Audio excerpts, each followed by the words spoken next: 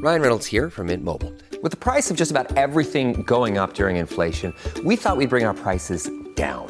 So to help us, we brought in a reverse auctioneer, which is apparently a thing. Mint Mobile Unlimited Premium Wireless. How to get 30, 30, bit to get 30, bit to get 20, 20, 20, bit to get 20, 20, bit to get 15, 15, 15, 15, just $15 a month? Sold! Give it a try at mintmobile.com/switch. $45 up front for 3 months plus taxes and fees. Promo rate for new customers for limited time. Unlimited more than 40 gigabytes per month. Slows full terms at mintmobile.com. Hi, I'm Dr. Lori Watson and the co-host of Foreplay. I'm your co-host, George Fowler, former firefighter, your couples therapist who loves to talk about sex. Woo! Let's discuss everything about the best sexual techniques to building your emotional intimacy, which is really necessary for great sex. We bring sound, concrete tools to reframe your relationship problems and learn how to fall in love again and feel desire. Listen to Foreplay Radio on the iHeart app, on Apple Podcasts, or wherever you get your podcasts. Hey, everybody. Thanks for listening to Marriage Therapy Radio. I'm Zach. I'm here with Laura, and we're also here with Lori. It's a very cool conversation. Stick around. How you feeling?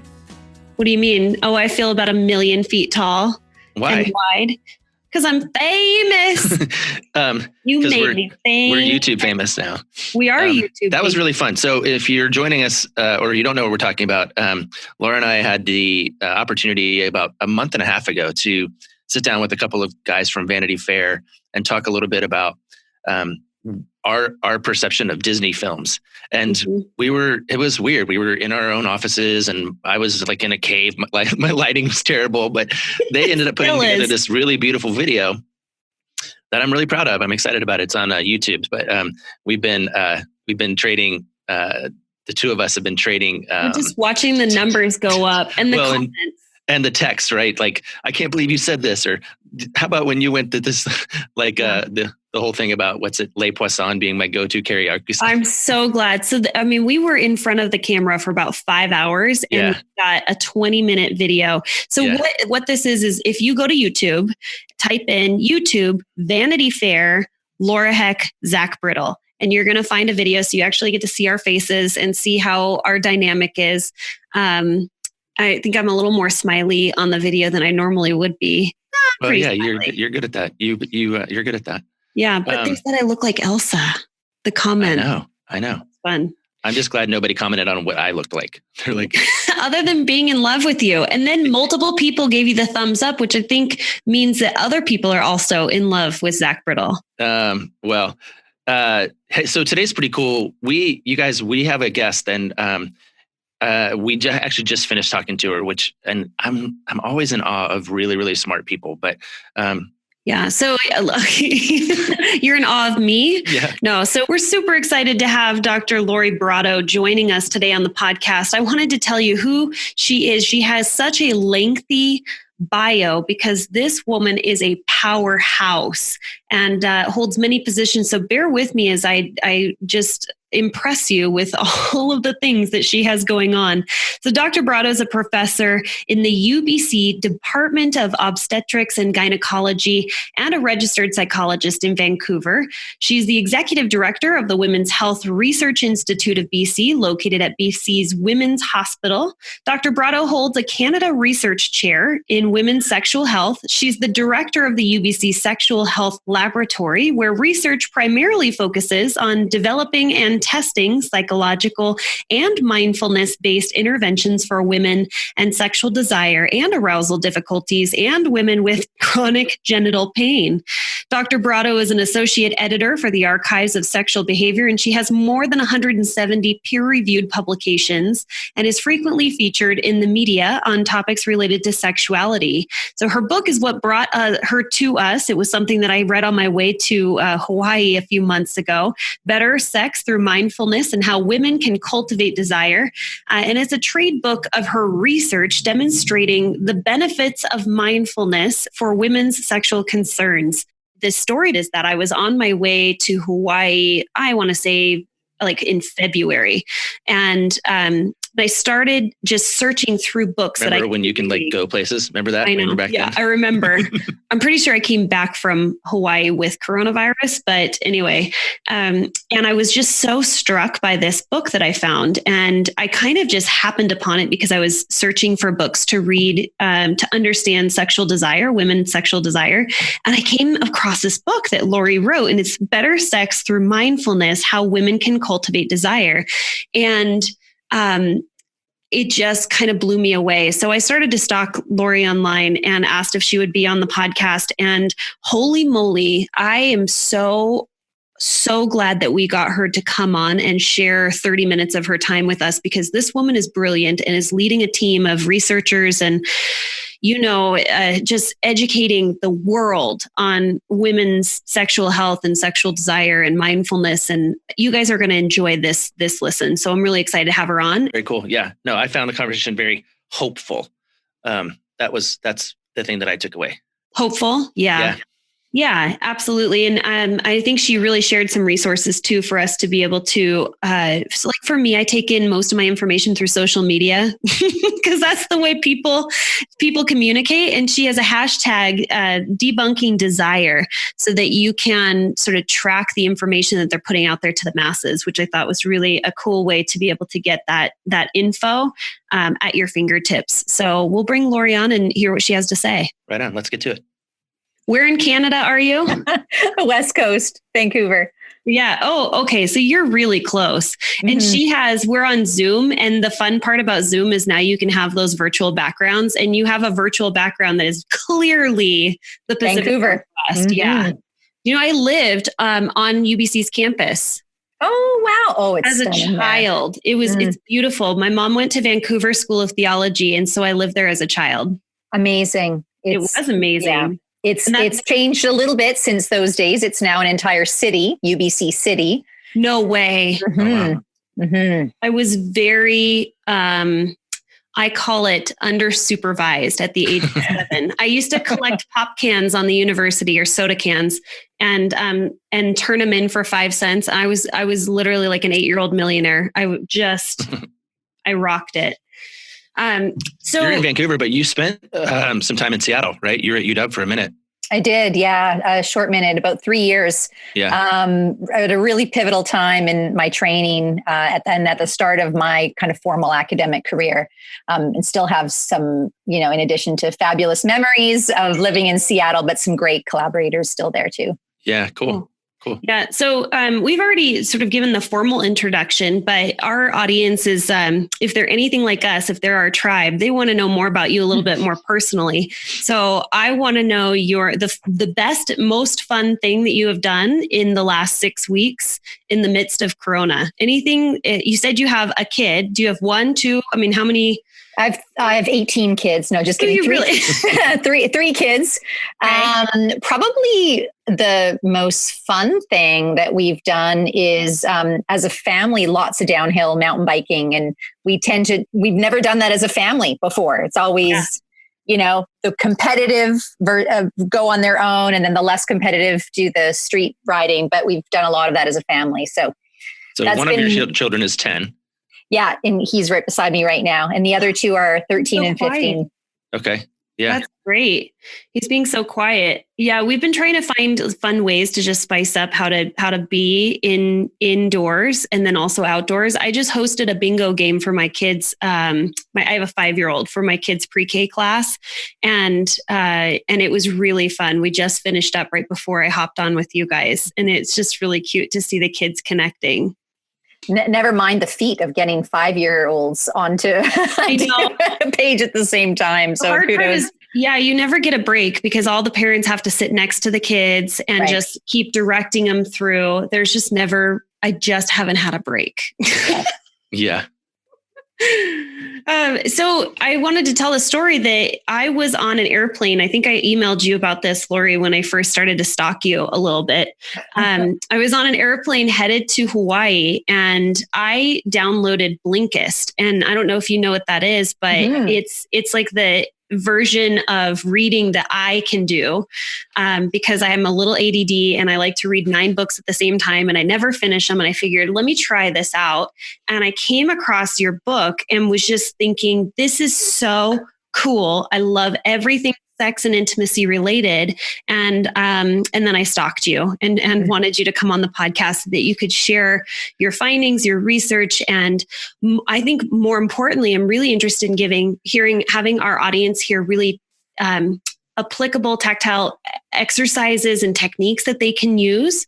So I guess my first question is, like, where did this book come from? Why write a book? And is this your first book? Have you written others? Yeah, great. Thanks. Great questions. And Blinkist is probably one of my favorite podcasts. Cool. It's fantastic. Awesome. So as a researcher, I've been studying mindfulness for sexual concerns since I was at the University of Washington in Seattle. Started that research in about 2002. And over the years, we found quite a bit of evidence that mindfulness, which essentially is a set of skills where one practices present moment, non-judgmental awareness. So it's fairly structured, and there's a series of exercises over a period of weeks that individuals are encouraged to practice through on their own. And so over the years, we've adapted mindfulness-based exercises to different populations of people with sexual concerns, mostly women, though not only. So women who are survivors of cancer, who had great difficulty feeling sexual arousal in their body because of their chemotherapy and radiation therapy and surgeries, and the host of psychosocial issues, sequelae from their cancer, changes in body image, mood, stress, etc. That was the first population we started with, and we found that mindfulness was very helpful for helping them to become much more aware of sexual arousal in their body. And in fact, most of the participants told us that they were feeling sexual sensations for the first time in a long time. Wow. So did mindfulness create the sensations? Probably not, but it really helped them to notice the sensations. And because we know the brain and body communicate with one another in a feedback loop, it's likely the case that through that focusing, that it actually did increase the actual sensations. So we were pretty reassured by what the participants told us, that we then took that intervention and brought it out to many other groups of people with sexual related issues. So it was about 2009 that I was the feature of a cover story in the New York Times Magazine, and talking about our work.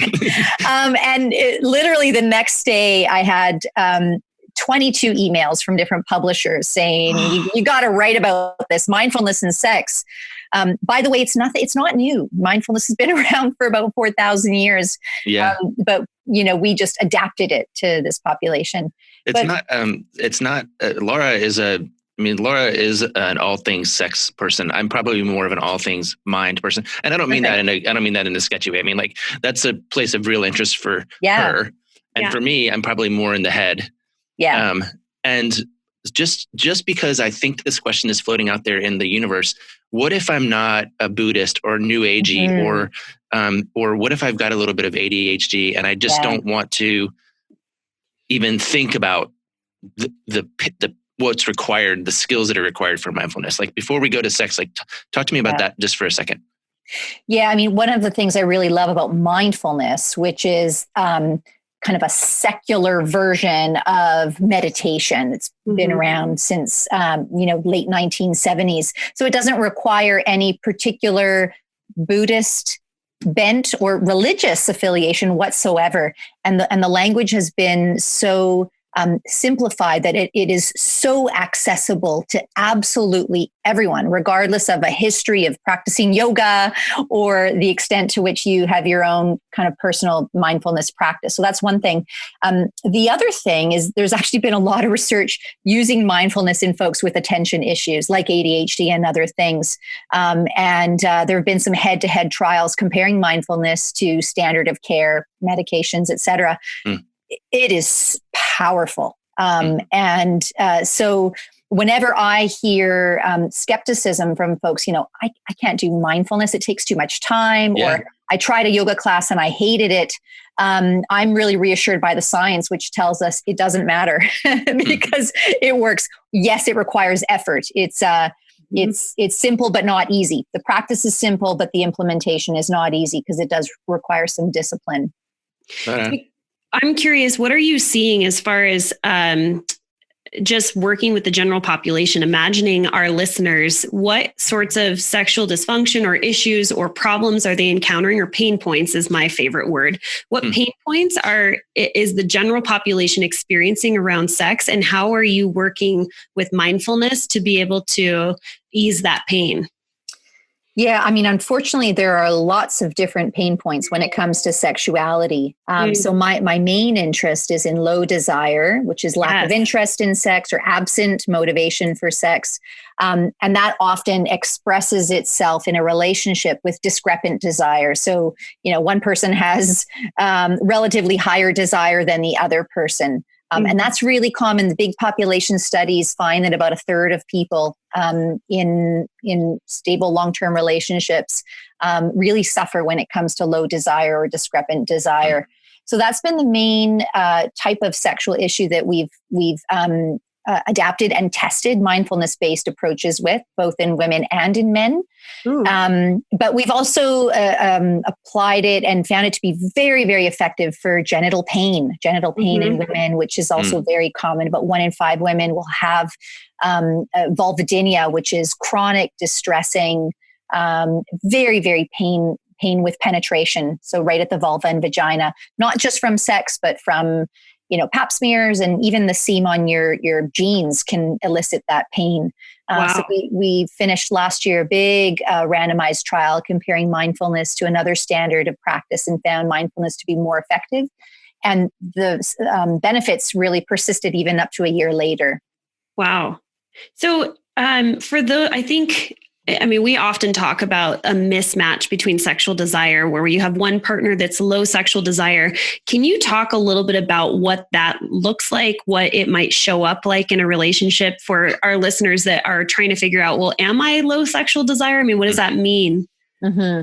Yeah. And, it typically shows up in your therapy office with one person saying, my desire is too low.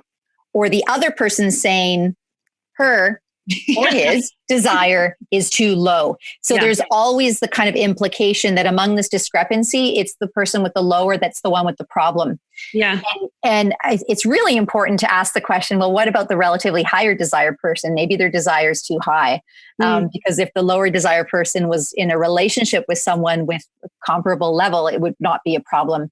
So that makes it really important that when someone shows up and talks about, I've lost interest in sex, I'm not motivated, that you kind of take a relational perspective on it and find out, does the other person maybe have unrealistic expectations around their desire? Or is their understanding of sexual desire and sexual behavior kind of fed by societal stereotypes and lack of information about how sexual desire actually looks like in a longer term relationship? Yeah, I would say that the pain is in the gap, and what I mean by that is you might have somebody who thinks that whatever they want, whatever their expectation is, it's up here, and their experience is down here, and whatever the space is in the middle is the pain point. Yeah. And so I think you're spot on.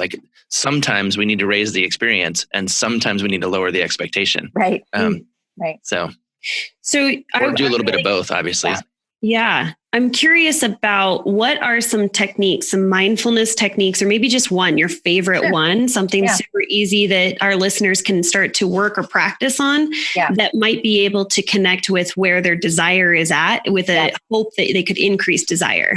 Yeah. So definitely the body scan is my favorite, and I can describe it briefly. So the body scan, again, has been, it's not anything new. It's been used in different populations for 40 plus years, but essentially it involves scanning your body and asking yourself, what do I feel in that area?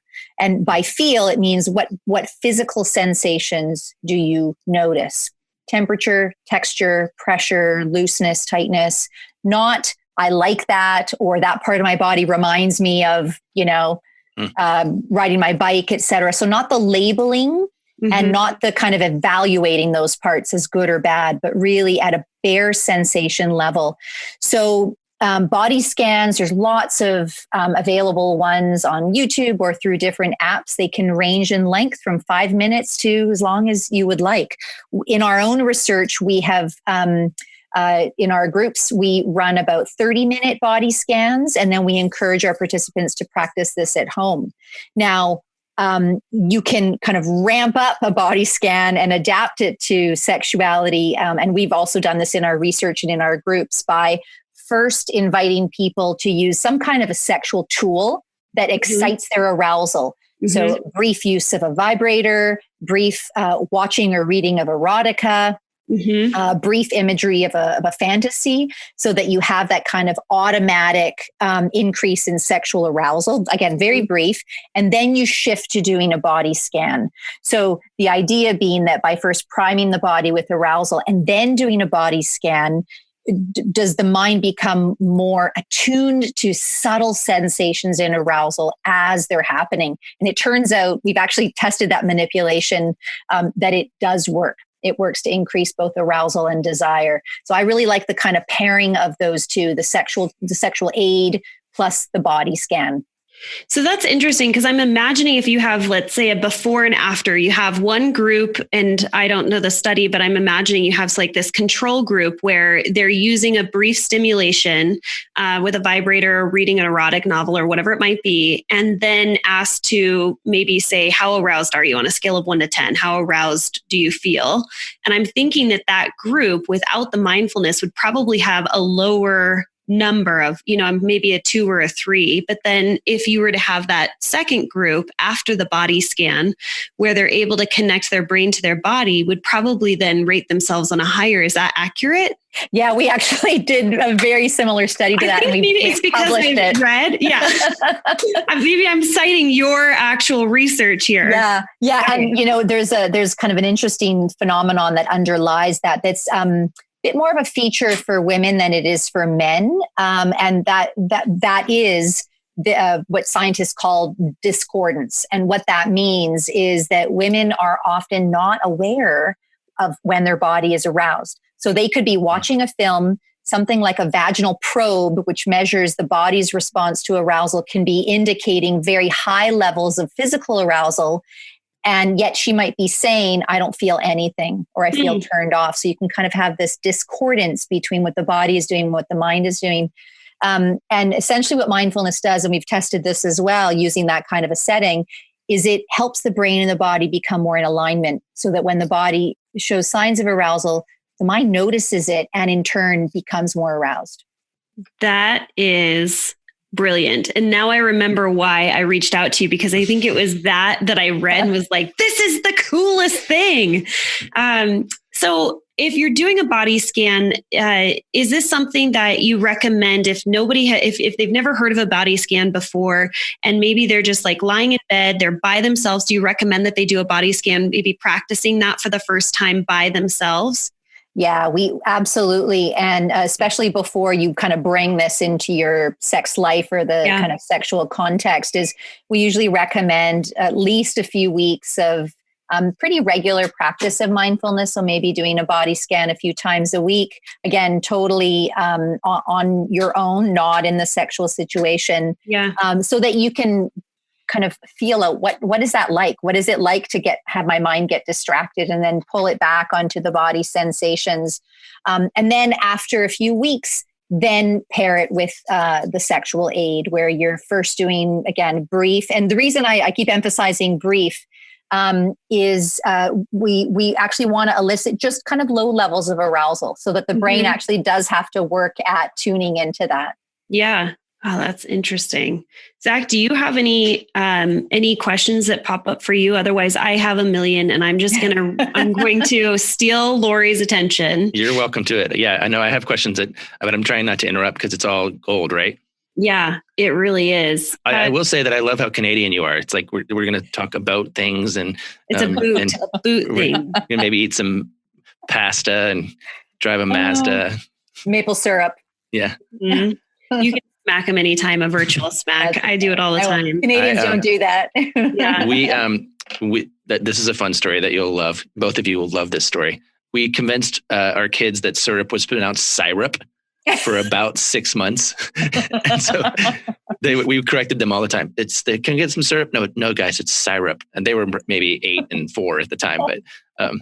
Anyway. I mean, it's just low level child abuse. That's fine. Yeah, that's it. They'll be paying for it in therapy for the next 30 years. Oh my gosh, that's just the tip of the iceberg. Yeah. I loved the forward of your book. So just so people are listening, if they're curious about this book, it's called Better Sex Through Mindfulness, How Women Can Cultivate Desire. And I hear this question from women all the time, which is basically they feel broken. They feel like they've lost any ability and they're just searching for something that could potentially close the gap and show up in their relationship the way they want to show up, the way their partner wants to show up.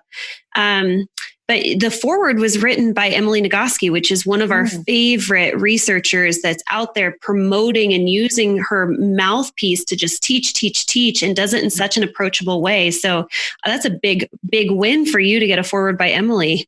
Yeah, Emily is great. And I mean, what I love about her is she has a beautiful way of taking the science and really distilling it down to bite-sized pieces that are very accessible.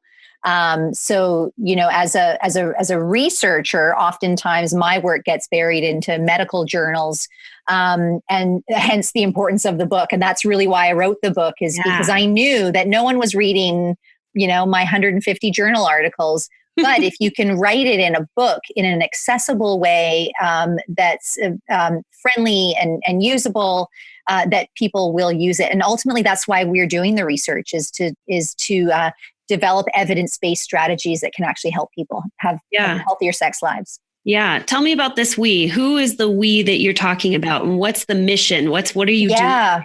So, absolutely do not work alone. I have a team of students and undergrads, postdocs, clinician scientists that I work with. I'm director of the UBC Sexual Health Research, which is at the University of British Columbia. And we also, in addition to doing the science, we're pretty passionate about knowledge translation. And that's essentially what I'm talking about right now, which is how do we take the science and make sure that it gets out to those target populations that can really benefit from it in a way that maybe it ends up being something clinicians can use. Maybe it's something that ends up on policy documents for how people internationally would use different interventions for sexual concerns.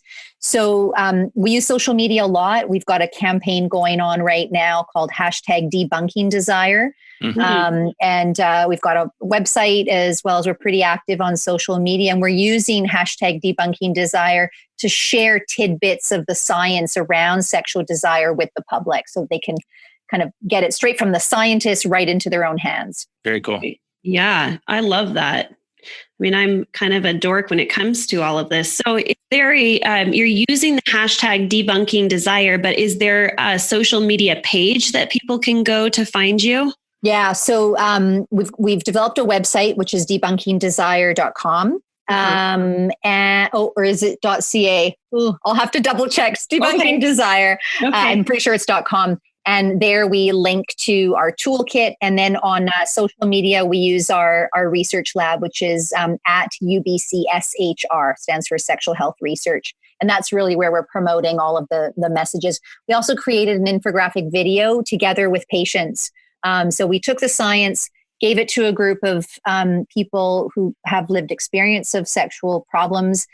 They created the video and the voiceover, and then we've been using the infographic video also as a way of sharing the science with the public. Oh, that's .com. Thanks. Yeah. Thanks. Thank you. Hey, just looking at the site too. I mean, I could forward this to 10 clients right now.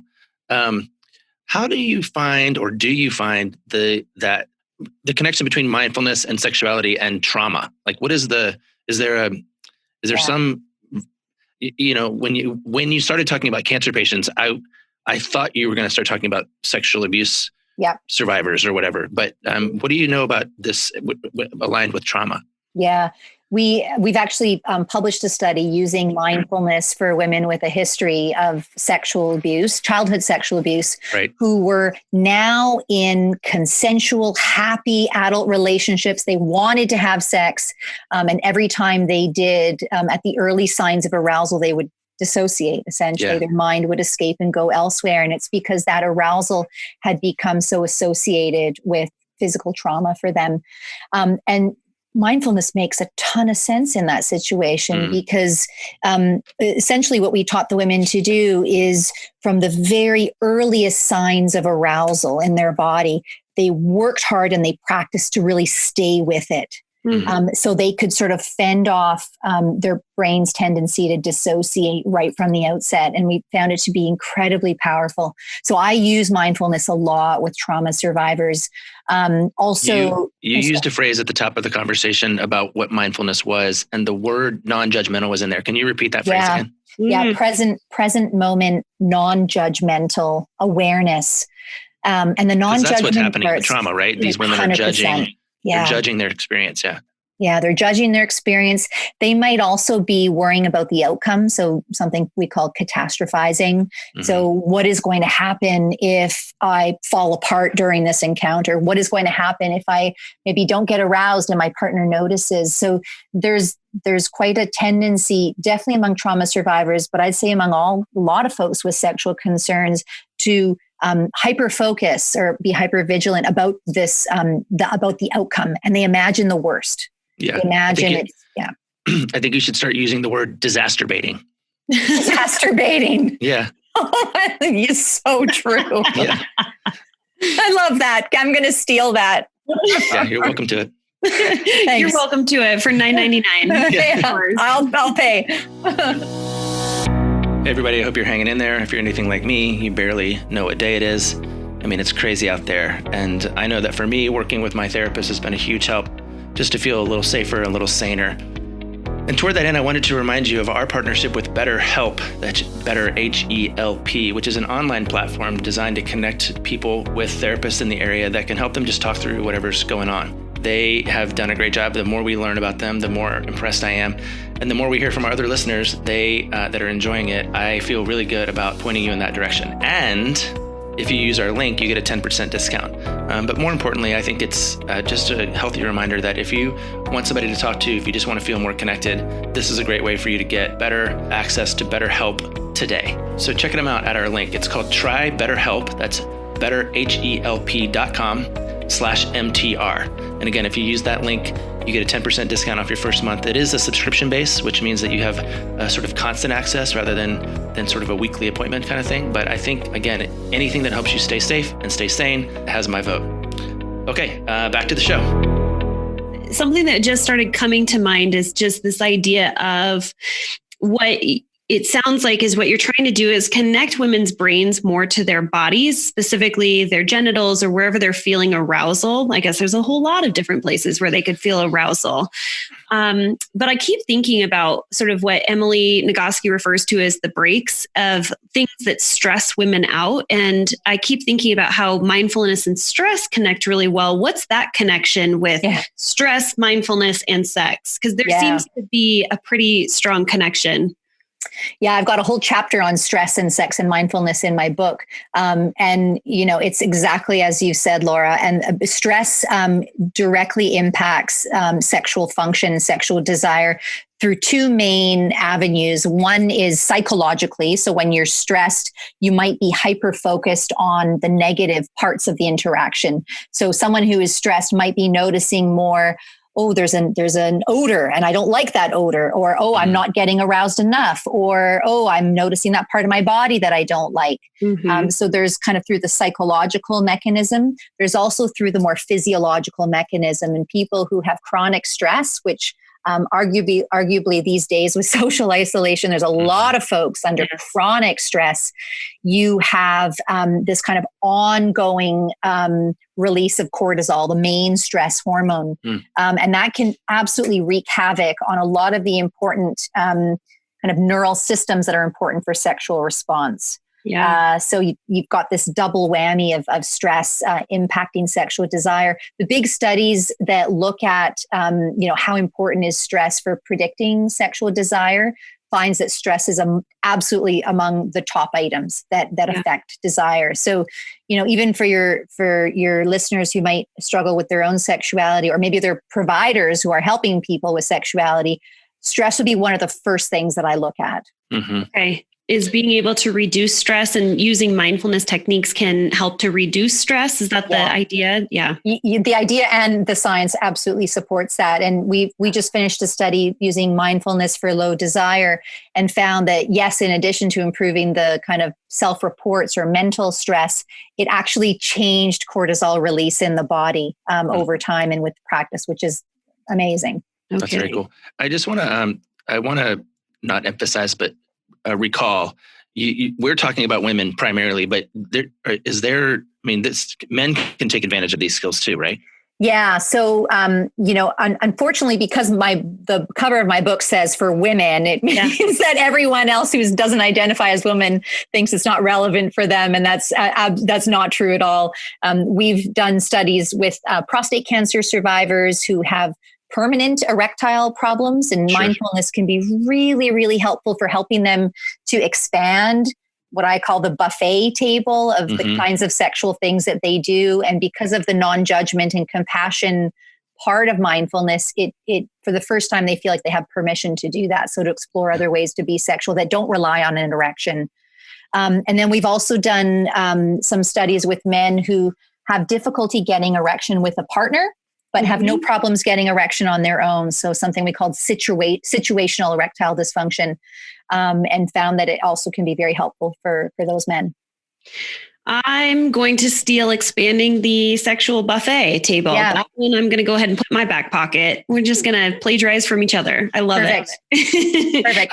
Lori, do you have any really good jokes? Oh, I have to get my 13-year-old in here. He makes up jokes and they're hilarious. They are gut-wrenching hilarious. I'm just a consumer of jokes, not a producer. I'm with right on. Because I wanted to tell you this joke, which I tell dad jokes on the podcast all the time. And we've already told this one, but you're going to like this one too. Did you hear about the chameleon that couldn't change color? No. He had erectile dysfunction. I love that. Oh, the urologists I work with are going to love that one too. Yeah, you got to ease the tension a little bit. Yeah. Lori, thank you so much for just joining us and dealing with us, because Zach and I are just two unique characters. And I know that we just fly by the seat of our pants, but we're living life in Corona life, and really, really happy that you came on the podcast so that our listeners have this resource. We're really just wanting to serve them. And I know that this is going to speak to so many people. The title of the book, again, it's Better Sex Through Mindfulness, how women, and we learned women and men and people who don't identify as women or men can cultivate desire. And I am just really fascinated by all of this. I'm actually trying to figure out how I can become a student of yours. I'm in Oregon. Is that too far to be a student of yours? Oh, I love Oregon. If I can come to you, no problem. But we'll have to wait for the current situation to pass. Yes, we will. Thank you so much for joining us. Oh, my pleasure. Truly my pleasure.